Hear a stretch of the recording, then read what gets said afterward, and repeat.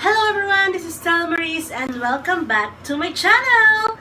So for today's vlog, ang ating iba-vlog ngayon ay ang wallpaper or wall stickers. So itong wall na to ay i-edit natin. Charot, i-edit. I-makeover natin using this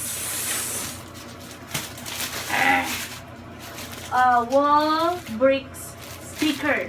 So, ready na ba kayo? Kasi ako ready na at excited na ako sa kakalabasan nito.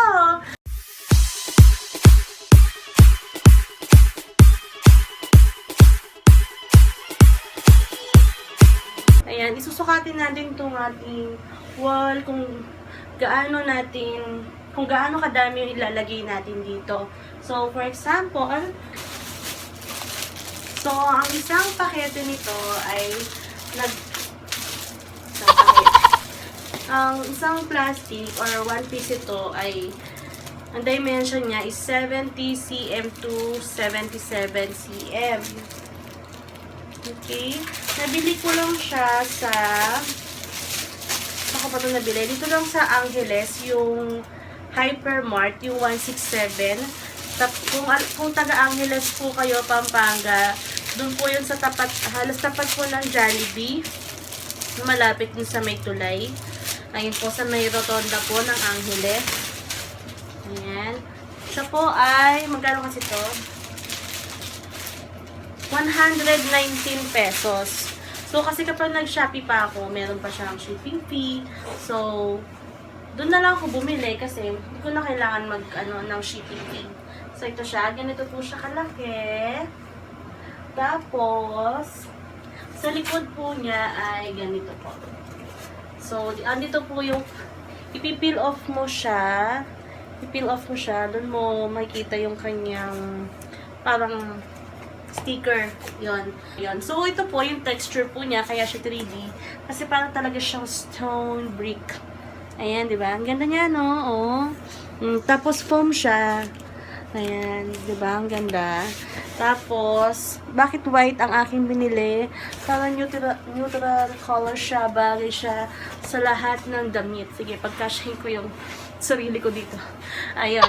So, meron tayong technique kung paano natin to didikit at magmumukha lalo na 3D. Kasi, kapag dinikit mo lang siya ng tuloy-tuloy na ganyan, is hindi siya magiging mukhang 3D kasi parang iba-iba yung pattern niya. So, ang ating tip po, number 1, is gugupitin po natin yung malilit na square. Diba ito, malaking square. Ay, malaking square. Rectangle, square. Rectangle, square. So, yung mga square po natin, i-kakat po natin yan. Kakat po natin yan, no? Ayan. Basta, i-kakat natin yung mga square para pagdudugtungin natin. Ipapakita ko sa inyo mamaya, okay? So, ngayon, isusukatin ko lang muna kung gaano ba yung ilalagay ko. So, kasi hanggang baba na para hindi naman pangit tignan, di ba? Ang lang naman dito lang sa taas yung meron. So, hanggang baba na. So, kasya na siguro hanggang 2, no? So, kahit 2 lang po na po. Ito, dami kong binili. Ayan. Kahit 2 lang pala siya. 2 magkaganon. So, ayan. So, papakita ko sa inyo yung mga gugupitin ko. Let's do this. 1 down. More to go.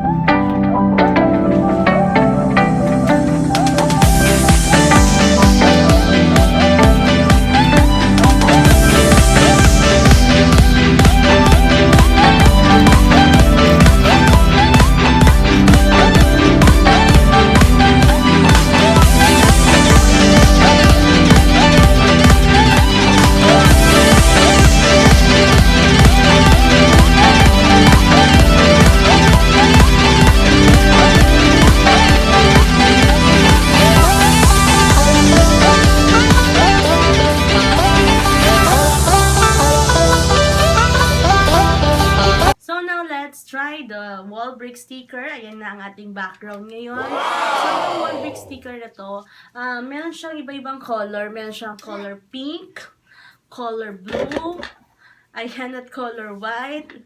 Ako po, likod ng bebe ko. Color white, tapos, I think meron din siyang color orange. So, ayun, 4 lang yata siya na color.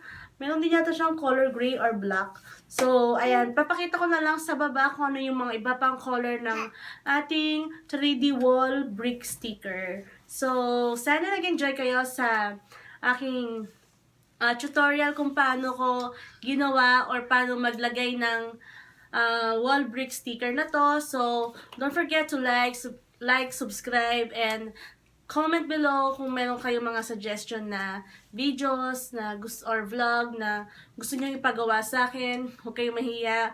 Just put it down. Okay? So, kung meron din kayo, kung gusto niyo magpa-shoutout, shoutout, sige, push lang yan. I-comment nyo lang din yung mga names nyo para sa next vlog ay meron tayong isa-shoutout. So, ayan. Next vlog natin ay yung 11.11 natin. So, sana panoorin nyo din po yun. Thank you!